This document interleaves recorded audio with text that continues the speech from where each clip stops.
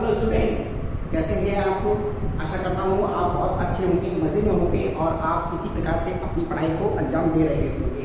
तो मैं धर्मेश सिंह आज आपके सामने फिर पेश हूँ अपने YouTube channel Dharmesh the study point Dharmesh 4455 पर आप सभी का हार्दिक स्वागत करने के लिए तैयार हूँ।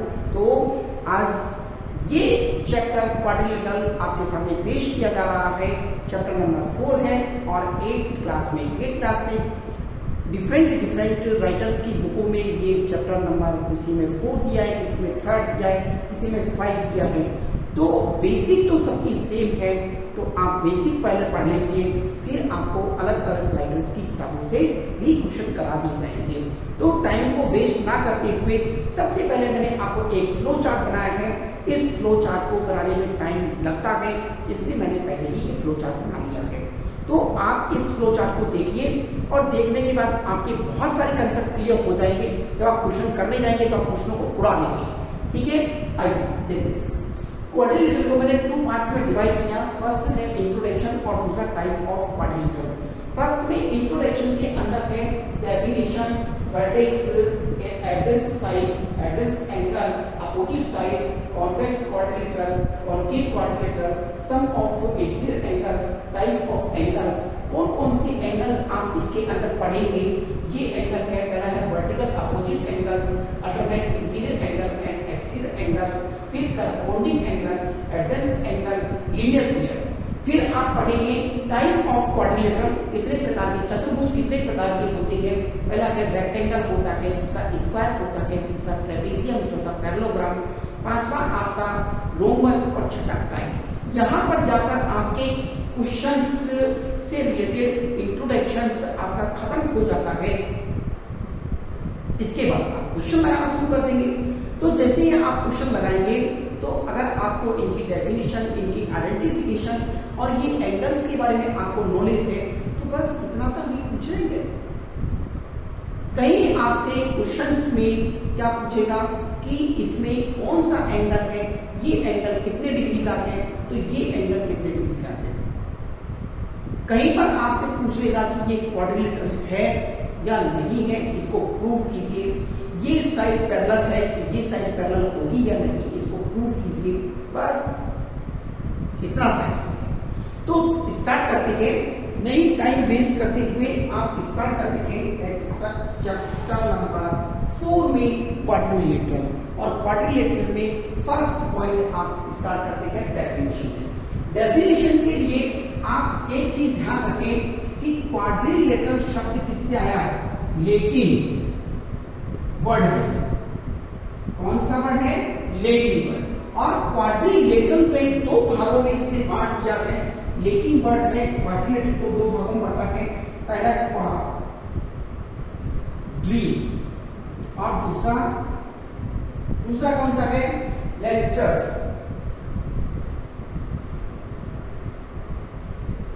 लेट्यूस। क्वाड्री का मतलब होता है 4। क्या मतलब होता है? 4। और लेटर्स का मतलब होता है सरफेस।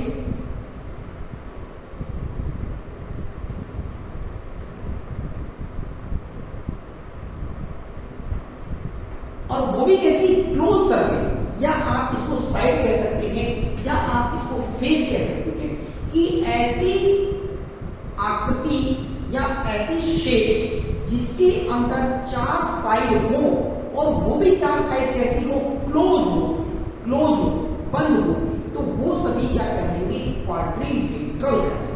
तो डेफिनेशन के अंदर आप क्या लिख सकते हैं कि डेफिनेशन क्या बनेगी इसकी? अ क्लोज फिगर, एक बंद आकृति। अ क्लोज फिगर, एक बंद आकृति विच हैज 4 साइड्स, जिसकी 4 भुजाएं होती है, दैट इज अ क्वाड्रिलेटरल। तो वो एक क्या होता है? क्वाड्रिलेटरल होता है। Understand? A close figure which has 4 sides, that is a quadrilateral. Which has a 4 side is called a quadrilateral. एक चतुर्भुज जिसकी 4 भुजाएं हैं या वो बंद आकृति जो 4 भुजाओं से मिलकर बना होता है उसे आप चतुर्भुज कहते हैं। डेफिनेशन हो गया आपका। अब आप आप यहां चलते हैं और वर्टेक्स के लिए आप चलते हैं, एक लाइन ये आई और एक लाइन ये आई, तो ये वाली लाइन सेगमेंट या रे आप कह सकते हैं रे या लाइन सेगमेंट, इन दोनों का ओरिजिन इस जगह से हो रहा है। मान लीजिए ये पॉइंट O है, ये A है और ये B है, तो OA और OB दो रे है और इन दोनों रे का ओरिजिन पॉइंट उत्पत्ति एक ही बिंदु से हो रही है, तो इस बिंदु को क्या कहेंगे? वर्टेक्स कहेंगे।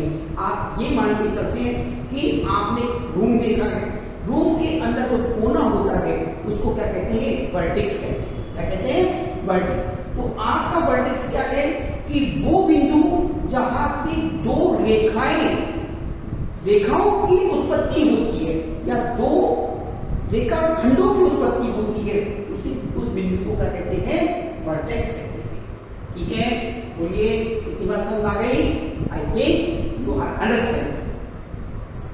एडजेंट साइड, अब एडजेंट साइड क्या होती है इसके लिए आप देखें कि एडजेंट साइड में आ जाए तो एडजेंट साइड आपको पता चलेगा कि एडजेंट साइड क्या होती है। इसमें आपने देखा कि एक साइड ये है और एक साइड ये है, इन दोनों साइड के लिए ये पॉइंट क्या है? कॉमन है। दो ऐसी साइड जिनके लिए एक ही कॉमन पॉइंट होता है उसे एडजेंट साइड कहते हैं। क्या कहते हैं? एडजेंट साइड कहते हैं। यानी वो पॉइंट, ये पॉइंट, इसके लिए ये एक रेखाखंड लिया, एक ये रेखाखंड लिया, दोनों रेखाखंडों के लिए अगर आप लिखेंगे, क्या लिखेंगे? OB एंड OA, तो ये O ये दोनों में क्या है? कॉमन है, यानी दोनों रेखाखंडों के लिए वो क्या हो गया? कॉमन हो गया। इसलिए इस रेखाखंडों के कॉमन पॉइंट को तो वर्टेक्स कहते हैं, लेकिन इन दोनों रेखाखंडों को क्या कहते हैं? एडजेंट साइड कहते हैं। आसन्न भुजाएं क्या कहते हैं? आसन्न भुजाएं कहते हैं। और इनसे बनने वाले कोण को क्या कहते हैं? एडजेंट एंगल कहते हैं। और इन भुजाओं से, जैसे मान लो कि एक ये साइड कोण हो गई, ये साइड कोण हो गई, तो ये AB, अब आपके पास में क्या बना? ये वाला एंगल और ये वाला एंगल, ये दोनों एंगल क्या होंगे? ये दोनों एंगल एडजेंट एंगल होंगे। ये बना O, यहां से OA और AB, एंड ये OA एंगल OA एंड ये ABOA and angle BOA angle OAB, तो ये दोनों एंगल क्या होंगे? एडजेंट एंगल होंगे। कैसे एंगल होंगे? एडजेंट एंगल होंगे। इतनी बात समझ आ गई क्या आपको? अब देखो, यहीं से मैंने इस एंगल को और लिख दिया कि एडजेंट एंगल, इन दोनों एडजेंट एंगल का टोटल कितना होता है, यानी आसन्न कोणों का योग कितना होता है। तो आपको ध्यान होना चाहिए कि आसन्न कोणों का योग हमेशा 180 डिग्री यानी 180 डिग्री का ही होगा। Understand? I think you better understand. ये खत्म हो गया आपका एडजेंट। आपने लेटिन वर्ड में क्वाड्रिलेटरल को क्या कहते हैं? लेटिन वर्ड में क्वाड्रिलेटरल को दो शब्दों से बनाया है, क्वाड्री प्लस लेटस। क्वाड्री का मतलब होता है 4 और लेटस का मतलब होता है सरफेस या फेस या आपकी साइड्स। तो ऐसी डेफिनेशन कैसे बनाएंगे? क्वाड्रिलेटरल क्या होता है कि वो बंद आकृति जो चार भुजाओं से मिलकर या चार रेखाखंडों से मिलकर बनी होती है उसे क्या कहते हैं? चतुर्भुज कहते हैं। इंग्लिश में कैसे बोलेंगे? A closed figure which has 4 line segment is called a quadrilateral. Understand? Yes. I think you better understand. आपकी डेफिनेशन खत्म हो गई। वर्टेक्स क्या होता है? मैंने आपको बताया कि वो ओरिजिन पॉइंट जिससे दो रेखाखंड निकलते हैं या वो दो रेखाखंडों की उत्पत्ति जिस एक बिंदु से होती है वर्टेक्स कहते हैं। ये एक पेंसिल है और ये एक मार्कर है। अब मैंने इसको ऐसे लिख दिया तो ये पेंसिल और ये मार्कर, ये दोनों यहां पर आकर मिल रहे हैं। इस बिंदु को क्या कहेंगे? वर्टेक्स कहेंगे। इस बिंदु को वर्टेक्स कहेंगे क्योंकि यहां से ये ऊपर की तरफ जा रहा है तो ये एक रेखाखंड यानी लाइन सेगमेंट बना रहा है और ये एक लाइन सेगमेंट बना रहा है। तो इन दोनों लाइन सेगमेंटों का उत्पन्न कहां से हो रही है उस बिंदु को कहते हैं वर्टेक्स कहते हैं। ठीक है, अब वर्टेक्स के बाद आता है आपका एडजेंट साइड। तो एडजेंट साइड क्या होती है? वो साइड जिसका एक कॉमन पॉइंट होता है। किसी भी सेरी में या किसी भी क्वाड्रिलेटरल में अगर दो रेखाखंडों की उत्पत्ति एक ही पॉइंट से हो रही है, ऐसे भी कह सकते हैं, या उनमें कोई एक पॉइंट क्या हो, कॉमन हो, तो दोनों साइडों को आप क्या कहेंगे? एडजेंट साइड कहेंगे। और उनके बीच में बनने वाले एंगल्स को क्या कहेंगे? एडजेंट एंगल कहेंगे। और आपको पता है कि एडजेंट एंगल और एडजेंट साइड को हिंदी में क्या कहते हैं? आसन्न भुजा और आसन्न कोण। एडजेंट साइड को आसन्न भुजा और एडजेंट एंगल को आसन्न कोण कहते हैं। तो आपसे पूछ सकता है कि एडजेंट एंगल का सम कितना होता है? 180 डिग्री। कितना होता है? 180 डिग्री होता है। यानी दो आसन, ये दो आसन है तो इस वाले एंगल का और इस वाले एंगल का, इन दोनों का टोटल कितना होगा? 180 होगा। एक अगर 60 है तो दोनों दूसरा कितना होगा? 120 होगा। तो एडजेंट एंगल्स कितने होते हैं? 180 डिग्री के टोटल। फिर इसके बाद आता है अपोजिट साइड। अपोजिट साइड के लिए मैं एक डायग्राम बनाता हूं, फिर आपको समझाता हूं। मान लीजिए कि एक ये पैराग्राम है और पैराग्राम में ए बी सी और डी, ये मैंने एक पैराग्राम बनाया और इस पैराग्राम में ये वाला फेस, इस फेस के क्या है? अपोजिट है। जैसे मैं आपके सामने खड़ा हूं तो आप मेरे क्या है? अपोजिट है। हम दोनों एक दूसरे के क्या है? अपोजिट है। इधर वाली साइड और इधर वाली साइड, ये दोनों एक दूसरे के अपोजिट है। ये पेंसिल और ये मार्कर एक दूसरे के अपोजिट है। ठीक है, तो अपोजिट का मतलब होता है दोनों के चेहरे एक दूसरे की तरफ हो तो वो अपोजिट कहलाते हैं। तो ये अपोजिट साइड और ये वाली भी अपोजिट साइड होती है। यानी किसी भी क्वाड्रिलेटरल में वो साइड जो एक दूसरे की तरफ देखती हुई हो वो अपोजिट साइड कहलाती है। हिंदी कहते हैं विपरीत भुजाएं या विपरीत रेखा खंड। अब अपोजिट साइड हो गया। अपोजिट साइड के बाद पे है कॉन्वेक्स। Convex quadrilateral. कॉन्वेक्स का मतलब होता है उत्तल चतुर्भुज। उत्तल चतुर्भुज किसे कहते हैं? अरे उभरा हुआ भाग। अगर क्वाड्रिलेटरल में उभरा हुआ भाग बाहर की तरफ दिखाई दे रहा है, जैसे मान लीजिए ये एक क्वाड्रिलेटरल है, ये क्वाड्रिलेटरल है, तो ये उभरा हुआ भाग बाहर की तरफ है तो ये क्या कहलाएगा? कॉन्वेक्स कहलाएगा। Very good. ये वाला भाग अगर अंदर की तरफ घुसा हुआ है तो ये क्या कहलाएगा? कॉनकेव कहलाएगा। कि किसी भी क्वाड्रिलेटरल में अगर एक भी सरफेस अंदर की तरफ धसी हुई है तो उसे कहेंगे कॉनकेव। और अगर सभी साइड बाहर की तरफ उभरी हुई है तो उसे क्या कहेंगे? क्या कहेंगे? कॉन्वेक्स कहेंगे। Very good, understand? यस।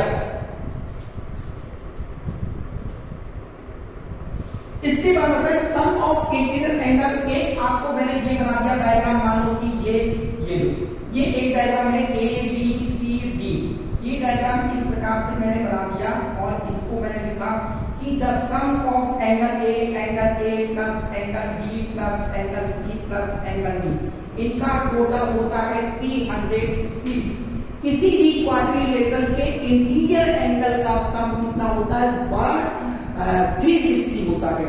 यानी चतुर्भुज के आंतरिक कोणों का योग 360 डिग्री होता है और एक्सटीरियर बाह्य कोणों का योग वो भी 360 डिग्री होता है। कैसे? मान लीजिए ये एंगल कितना है? 90 है, तो ये भी तो 90 होगा। लीनियर पैरेलल आ रहा है, ये भी ये 90 है तो ये भी तो 90 होगा। ये 90 है तो ये भी तो 90 होगा, लीनियर वे से ये 90 है तो ये भी तो 90 होगा नहीं होगा? यस। तो क्वाड्रिलेटरल में एक्सटीरियर एंगल बाह्य कोणों का योग भी 360 डिग्री होता है और आंतरिक कोणों का योग भी 360 डिग्री होता है। बोलिए आया समझ में? यस। नेक्स्ट आता है आपके पास में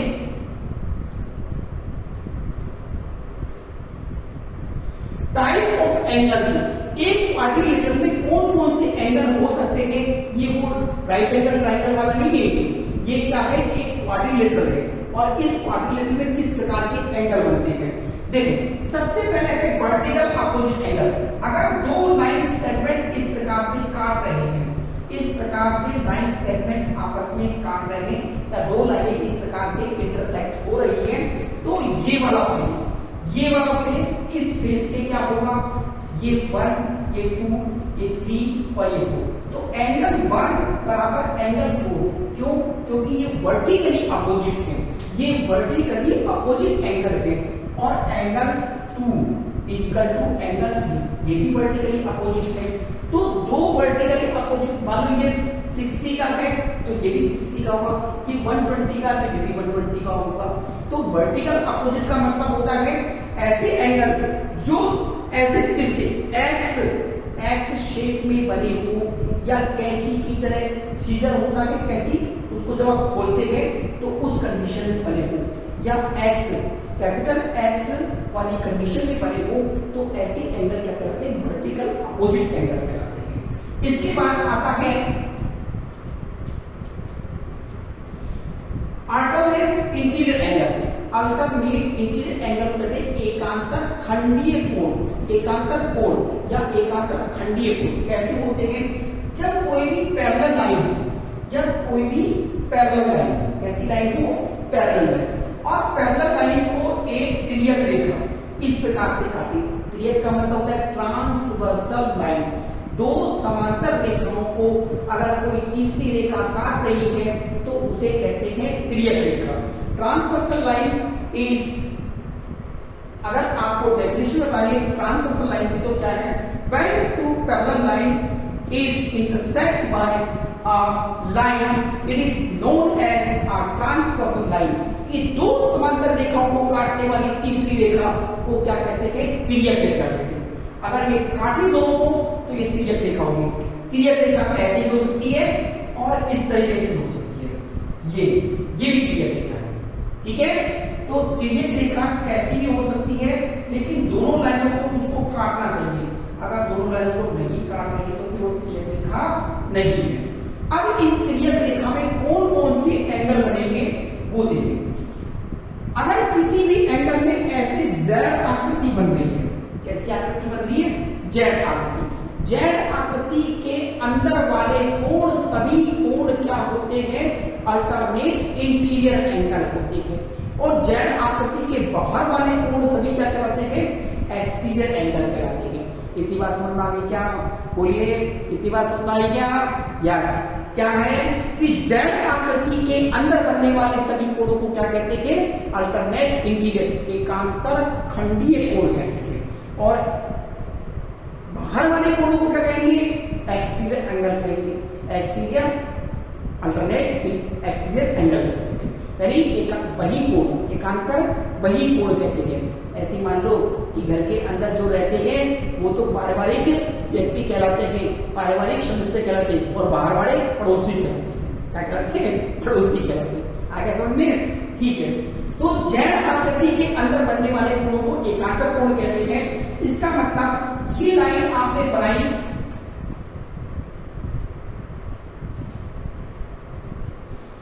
ये लाइन आपने बनाई, ये लाइन बना दी, ये बना। मान लो मैंने एंगल दिया 1, 2, ये 3 और ये 4, ये 5, ये 6, ये 7 और ये 8।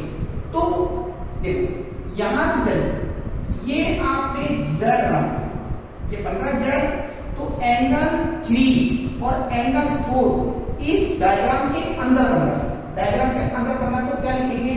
Angle 3 is equal to angle 6 ये एंगल 3 और 6 ये कैसे हैं इक्वल होंगे। फिर इधर से देखो उल्टा यू चले यू आ गए और ये, तो angle 4 is equal to angle 5 ये अल्टरनेट इंटीरियर है, इंटीरियर और कैसे अल्टरनेट यानी एकांतर खंड आंतरिक एकांतर खंडीय कोण है। बोलो इतनी बात समझ में आई क्या? यस ठीक है। अब अगर आपको ये कहा एंगल 1 और एंगल 8 इसको देखें तो ये डायग्राम के बाहर के हैं, तो angle 1 is equal to angle 8 ये आपकी एक्सटीरियर एंगल है। किसमें है अल्टरनेट एक्सटीरियर एंगल है। और एंगल 2 और angle 7 angle 2 is equal to angle 7 ये एक्सटीरियर एंगल है। बोलो आया समझ में आपके? मैं समझता हूं कि आपको ये इंटीरियर और एक्सटीरियर एंगल दोनों समझ में आ गए। अब चलते हैं, यहां से बहुत सारे एंगल निकल के आते हैं। एक तो ये एंगल हो गए आपके एक्सटीरियर इंटीरियर और एक्सटीरियर एंगल। अब मैं आपको यहीं पर ले चलता हूं वर्टिकल अपोजिट एंगल में। देखो angle 1 is equal to angle 4 ये भी आप कर सकते हैं। कैसे है? Vertical opposite. ये एंगल इसके बिल्कुल सामने है, आमने सामने है, तो ये कैसा हो गया? वर्टिकल अपोजिट हो गया। ये वाले एंगल भी आमने सामने है, तो ये भी क्या है? Vertical opposite. तो angle 2 is equal to angle 3 vertical opposite angle. कैसे है? Vertical opposite. Vertical opposite angle बोलिए इतनी बात समझ आई क्या? अच्छी तरह आ होगी। फिर देखिए एंगल 6 और angle 7 angle 6 is equal to angle 7 angle 5 is equal to angle 8 ये भी क्या है? वर्टिकल अपोजिट एंगल है। एक दूसरे के सामने चेहरे को कई किए हुए थे, तो ये क्या होंगे? वर्टिकल अपोजिट एंगल होंगे। बोलो इतनी बात समझ में क्या? अरे समझ में आया ना? थंब नहीं करके बताइए, थंब करके बताइए। Yes right. दो एंगल आपने यहां पढ़ा। नेक्स्ट आता है आपका इसी में करस्पॉन्डिंग एंगल। करस्पॉन्डिंग देखो ये लाइन है, ये लाइन और इस लाइन के ऊपर वाला 1 एंगल एंगल 1 इसको छोड़ और एंगल 5 एंगल 1 का एंगल 5 से एंगल 1 का एंगल 5 से और एंगल 3 का एंगल 7 से। ऐसे एंगल 2 का एंगल 6 से एंगल 4 का एंगल 8 से। ये क्या होंगे? करस्पॉन्डिंग एंगल होंगे। करस्पॉन्डिंग एंगल को कहते हैं संगत कोण। क्या कहते हैं? संगत कोण कहते हैं। ठीक है, हिंदी में कहते हैं संगत कोण। और बीच में करस्पॉन्डिंग एंगल। करस्पॉन्डिंग एंगल का मतलब एक एंगल को छोड़कर दूसरा वाला एंगल। इसको छोड़ के हमने तो ये दोनों एंगल क्या होंगे? बिल्कुल सेम होंगे। ठीक है, ये वाला एंगल और ये वाला एंगल सेम होता है और ये वाला एंगल और ये वाला एंगल सेम होगा। बोलिए आया समझ में? चलिए अब देखिए ये हो गया करस्पॉन्डिंग एंगल। इसके बाद एडजेसेंट एंगल मैं आपको बता चुका हूं। लीनियर पेयर ये एक लाइन बनी ऐसे और एक लाइन ऐसे बनी। तो देखो ये वाला एंगल और ये वाला एंगल ये 1 है और 3 angle 1 plus angle 3 is equal to 180। Linear pair हमेशा कितने का होता है? 180 का होता है। और लीनियर पेयर क्या कहते हैं? इसे कहते हैं कि रेखीय कोण। ऐसे होते हैं रेखीय कोण। एक ही रेखा पर बने हुए दोनों कोणों को क्या कहते हैं?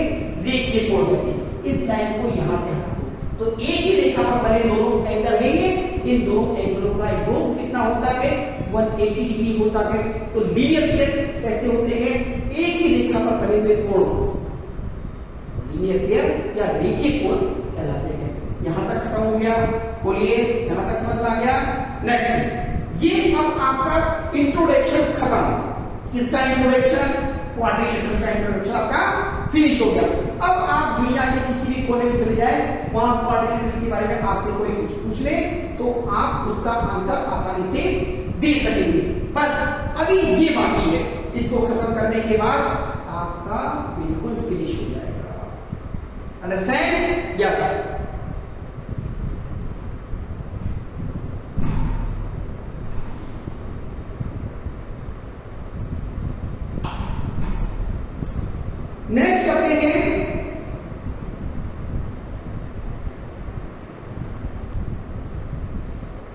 टाइप्स ऑफ क्वाड्रिलेटरल मैं आपको बता चुका हूं 6 टाइप के होते हैं। पहला रेक्टेंगल में, दूसरा इस पर रेक्टेंगल को क्या कहते हैं, बताओ रेक्टेंगल को क्या कहते हैं? हाँ क्या कहते हैं? आयत। और स्क्वायर को वर्ग कहते हैं। यहाँ पर पैरेललोग्राम को क्या कहते हैं? समांतर चतुर्भुज। ट्रेपेजी को कहते हैं समलंब चतुर्भुज। रोम्बस को क्या कहते हैं? समबाहु चतुर्भुज। और काइट पता नहीं होता है, ठीक है। तो फर्स्ट नंबर चलते हैं रेक्टेंगल। क्या चलेंगे? रेक्टेंगल। एक डेफिनेशन के लिए मैं पहले एक डायग्राम बना रहा हूं।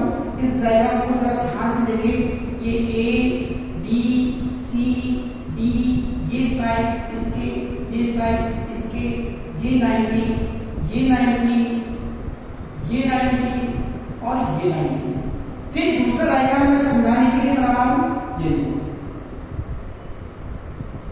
ए बी सी डी, दो प्रॉपर्टीज को, दो इसकी विशेषताओं को समझाने के लिए मैंने दो डायग्राम बना दिए। आपको दिख रहा होगा कि ये वाली साइड इस वाली साइड के बराबर है। इस साइड को क्या कहते थे? अपोजिट साइड कहते थे। ये वाली साइड इस वाली साइड के बराबर है। इस साइड को भी क्या कहते हैं? अपोजिट साइड को कहते हैं। तो वास्तव में तो क्या कह सकते हैं कि रेक्टेंगल एक पैरेललोग्राम है। क्या कह सकते हैं कि रेक्टेंगल एक क्या है? पैरेललोग्राम है, जिसकी विपरीत साइड क्या होती है, यानी विपरीत भुजाएं क्या होती है? बराबर होती है। इसमें लंबाई में ये वाली भुजा इसकी लंबाई में बराबर होगी, ये वाली भुजा इसकी लंबाई में बराबर होगी।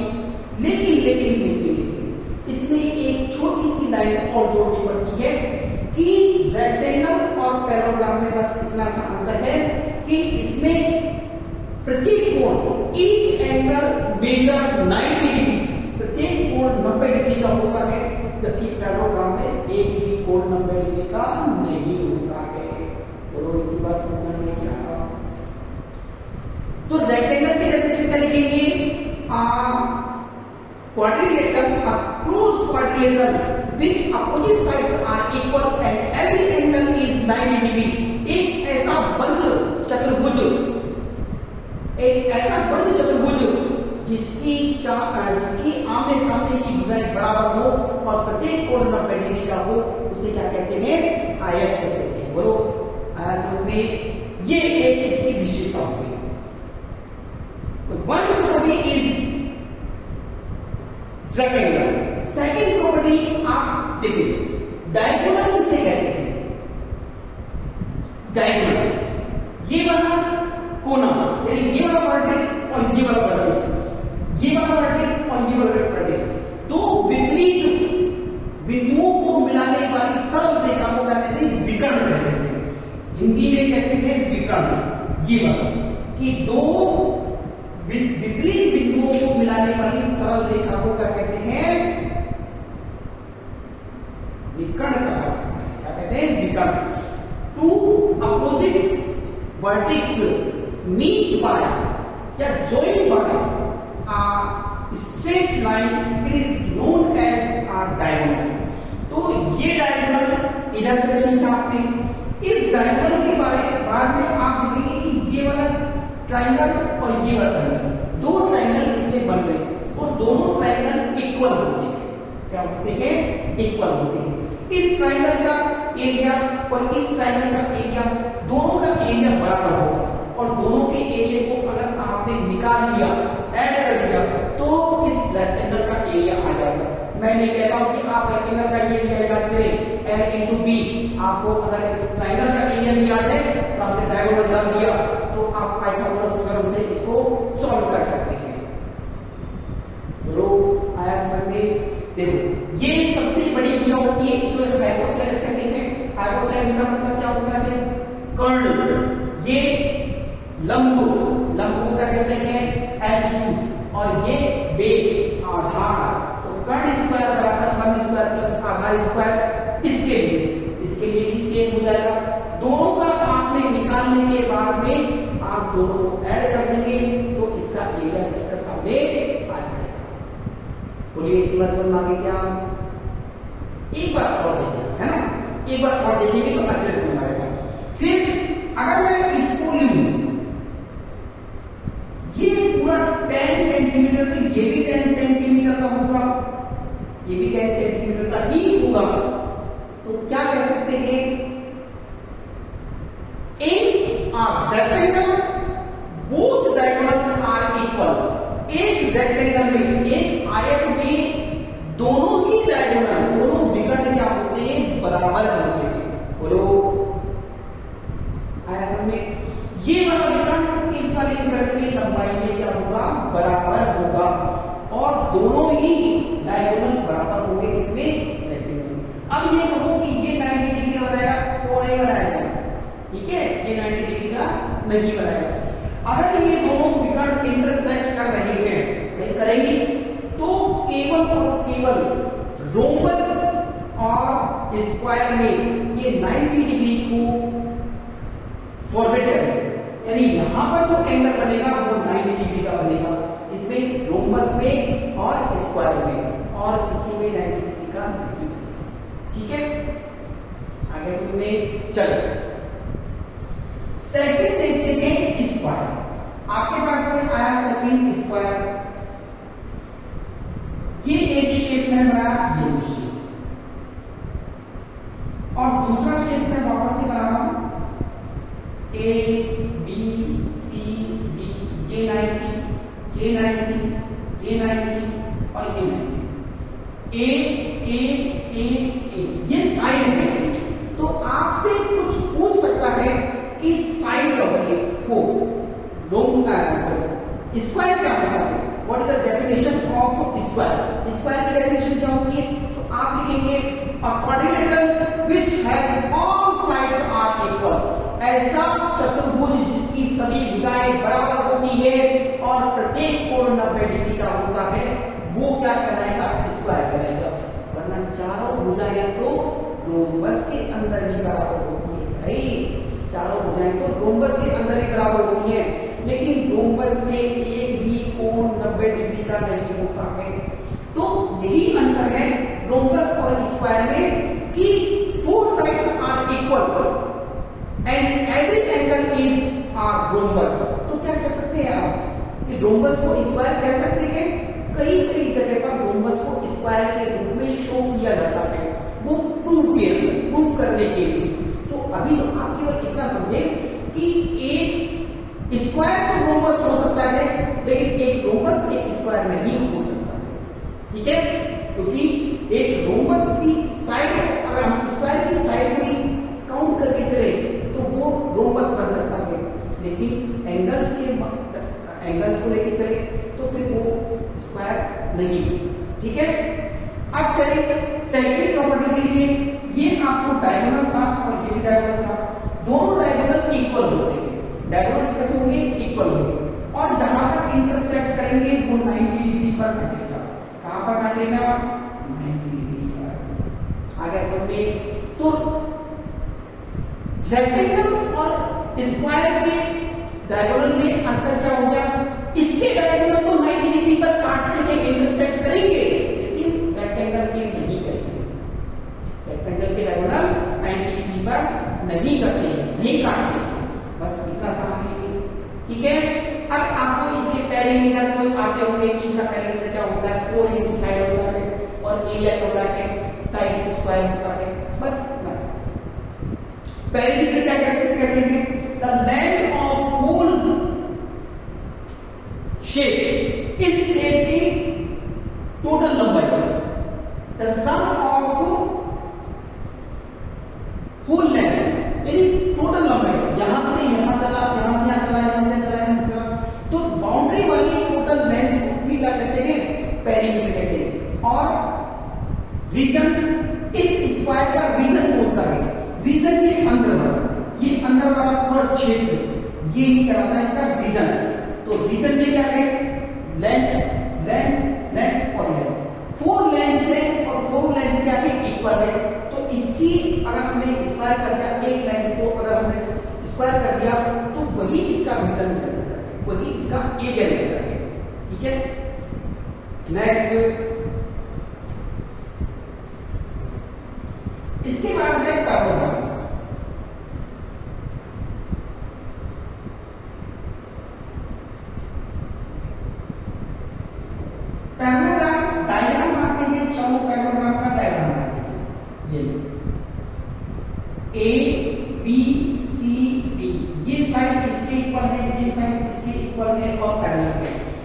आपसे क्या कर सकता है पैरेललोग्राम, क्या कर सकता है पैरेललोग्राम क्या है, क्वेश्चन पूछता है कि पैरेललोग्राम को डिफाइन कीजिए, तो आप कैसे लिखेंगे? पैरेललोग्राम होता है opposite sides are equal and parallel, opposite sides equal and parallel and no कोई भी एंगल क्या होता है 90 डिग्री का नहीं होता है। तो केवल आप इतना लिख सकते थे कि अपोजिट साइड या opposite sides are equal and parallel, a closed figure which has opposite sides are equal and parallel, कि वो चतुर्भुज जिसकी आमने सामने की भुजाएं क्या हो, समांतर हो और बराबर हो, वो क्या करता है समांतर चतुर्भुज कहलाता है। अब इस चतुर्भुज के अंदर बहुत सारी बात आती है कि ये वाला है तो ये तो लंबा जा रहा है और ये छोटा जा रहा है, तो क्या ये डायगोनल बराबर है? क्या नहीं है, ये डायगोनल बराबर नहीं है। तो इस डायगोनल को बराबर आप कह भी नहीं सकते हैं क्योंकि डायगोनल बराबर है ही नहीं है। अब ये वाला छोड़ दूंगे, चलो इसको साफ कर देते हैं और यहां आते हैं। ये वाला एंगल और ये वाला एंगल कौन से एंगल है? ये साइड, एक ये साइड आ रही है और एक ये साइड आ रही है, तो इन दोनों साइड से ये वाला एंगल बन रहा है। एक ये साइड आ रही है और एक ये साइड आ रही है, इनसे ये वाला एंगल बन रहा है। जब दो साइड्स का एक ही कॉमन पॉइंट होता है तो उससे बनने वाले एंगल कौन से होते हैं? पैरेलल एडजेंट एंगल होते हैं। तो ये दोनों एंगल कैसे होंगे? एडजेंट एंगल, और adjacent angle A plus angle B is equal to कितना होगा? 180 डिग्री। आपको पता है एडजेंट एंगल का सम कितना होता है? 180 डिग्री। तो आपने लिख दिया कि एडजेंट एंगल का सम कितना होता है? 180 डिग्री। और डायगोनल दोनों क्या करते हैं? एक दूसरे को काटते हैं, डायगोनल एक दूसरे को काटते हैं। इसके बाद में है नेक्स्ट ट्रेपेजियम, फोर्थ ट्रेपेजियम।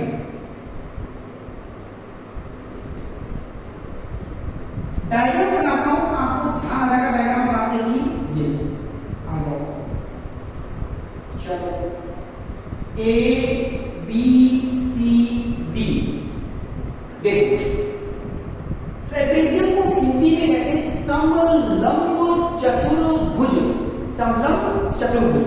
अब देखो ये साइड और ये साइड दोनों कैसे दिख रही है? पैरेलल।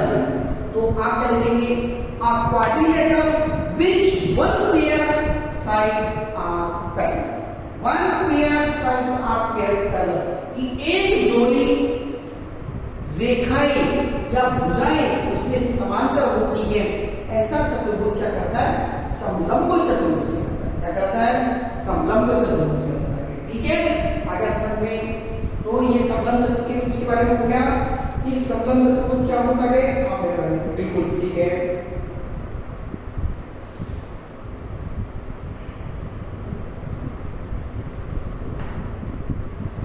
अगर ये वाली भुजाएं अगर बराबर है, अगर इक्वल आ जाती है, मान लीजिए कि ये तो पैरेलल है नहीं, लेकिन ये दोनों साइड्स अगर इक्वल आती है तो इसे क्या कहेंगे? आइसोसेल ट्राइट्रेपेजियम, आइसोसेल ट्राइट्रेपेजियम यानी समभुजीय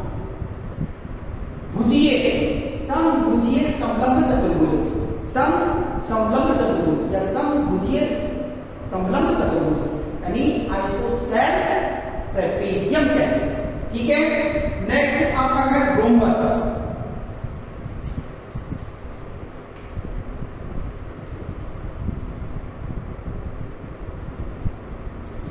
रोम्बस के लिए मैं एक डायग्राम बना, देखिए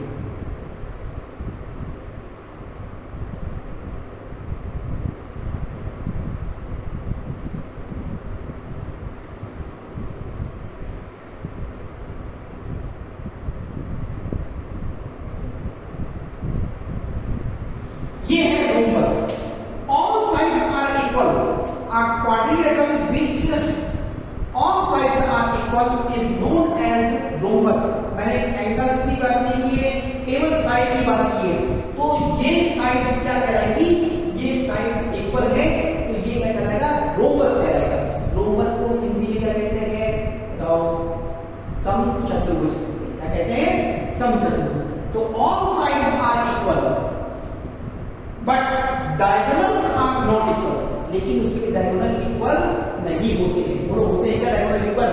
नहीं होते। दिख रहे हैं ना कि ये मान लो ये कितना है, ये 16 है, ये 10 है सेंटीमीटर के अंदर, तो ये दोनों इक्वल है क्या?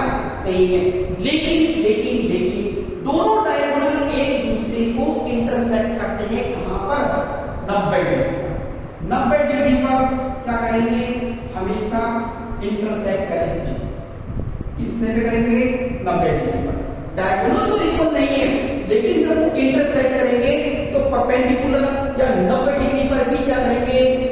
इंटरसेक्ट करेंगे। अरे परपेंडिकुलर को ही क्या कहते हैं? 90 डिग्री कहते हैं। ठीक है, आगे समझ में? इसकी बात है क्या है? पतंग उड़ाई है क्या? अरे कब पतंग उड़ाई है क्या? देखो ऐसी होती है पतंग, मुझसे तो बनी घर पर बनाना कोशिश करना बनाने की। ये पतंग यहाँ पर टांग होते है ना, और यहाँ टांग होते हैं, यहाँ डोर डालते हैं, इसको आते हैं। ये ए सी, ये डी और ये बी। ये वाली साइड और ये वाली साइड पतंग में इक्वल रखी जाती है। आपको ध्यान ना, अगर इक्वल नहीं होगी तो पतंग एक तरफ भागेगी। पतंग क्या होगी? एक तरफ भागेगी। तो ये वाली साइड इस साइड के इक्वल है और ये वाली साइड इस साइड के क्या है? इक्वल है। तो आप कह सकते हैं काइट में one pair sides are equal, one pair sides are equal, not parallel, one pair sides are equal। ये वाली साइड और ये वाली साइड, ये देखो ये ऐसा ही तो पैरेलल क्या? इससे आपको पैरेलल की अगर कहीं पैरेलल होती तो ये आगे कटती नहीं, लेकिन ये देखो आगे कटेगी, ये साइड पे आगे कट जाएगी, तो पैरेलल नहीं होती है लेकिन इक्वल होती है। ये वाली साइड इसके इक्वल होगी, ये वाली साइड इसके इक्वल, यानी ऊपर वाली दोनों साइड आपस में इक्वल होगी, ये दोनों साइड आपस में इक्वल होगी। अब देखो यहाँ पर एक दो, ये एक ट्रायंगल बना रहा है। क्या बना रहा है? ट्रायंगल। अगर आप डायगोनल को खींच देते थे तो देखो ये वाला डायगोनल बड़ा है और ये डायगोनल छोटा है। डायगोनल तो कभी बराबर होते नहीं है, लेकिन इसके डायगोनल भी किस पे काटते हैं? 90 डिग्री पर ही काटेंगे। ये भी क्या बनाएगा? 90 डिग्री वाले एंगल को बनाएगा। अब यहाँ पर एक ट्रायंगल बन रहा है, ये ट्रायंगल है, तो इन दोनों ट्रायंगलों का एरिया भी सेम होगा। एरिया भी क्या होगा? सेम होगा। और नीचे वाले जो ट्रायंगल बन रहे हैं इनका भी एरिया क्या होगा? सेम होगा। अगर आपको एरिया निकालने के लिए कह दे तो आप इनका एरिया निकाल सकते हैं आसानी से। ठीक है, ये एक ट्रायंगल ये बन रहा है और ये वाला ट्रायंगल एक ये बन रहा है, तो इस बड़े वाले ट्रायंगल का इस बड़े वाले ट्रायंगल से एरिया में रेशियो भी बराबर होगा। यानी ये वाली साइड और इस वाली साइड का रेशियो, इस वाली साइड और इस वाली साइड के रेशियो के आगे समझे। तो ये चैप्टर था आपका क्वाड्रिलेटरल। आशा करते हैं कि आपको क्वाड्रिलेटरल बहुत अच्छी तरह से समझ में आया होगा। ऐसा कोई बच्चा नहीं है क्लास के अंदर जो कोई कहे कि उसे क्वाड्रिलेटरल समझ में नहीं आया। अगर कहता है तो झूठ बोल रहा है वो बच्चा, तो इतनी जो उसके साथ में क्वाड्रिलेटरल आपको पढ़ाया गया है कि आप क्वाड्रिलेटरल को भूल नहीं सकते हैं। बोलिए क्वाड्रिलेटरल समझ में आया या नहीं आया? अगर आपको ये वीडियो अच्छा लगा, आपने इस वीडियो से कुछ सीखा, आपके कुछ कंसेप्ट क्लियर हुए, तो इस वीडियो को लाइक कीजिए, शेयर कीजिए और मेरे चैनल को सब्सक्राइब कीजिए और बेल आइकन जरूर दबाइए, जिससे मेरे नए वीडियो जैसे मैं नए वीडियो लाता हूँ आपको तुरंत वो वीडियो मिल सके और आप उस वीडियो का फायदा उठा सकें। आप भी उठाएं और अपने आस पड़ोस के अपने फ्रेंड सर्कल को बताइए, जिससे कि वो भी फायदा उठा सके। तो आज के लिए बस इतना ही, कल फिर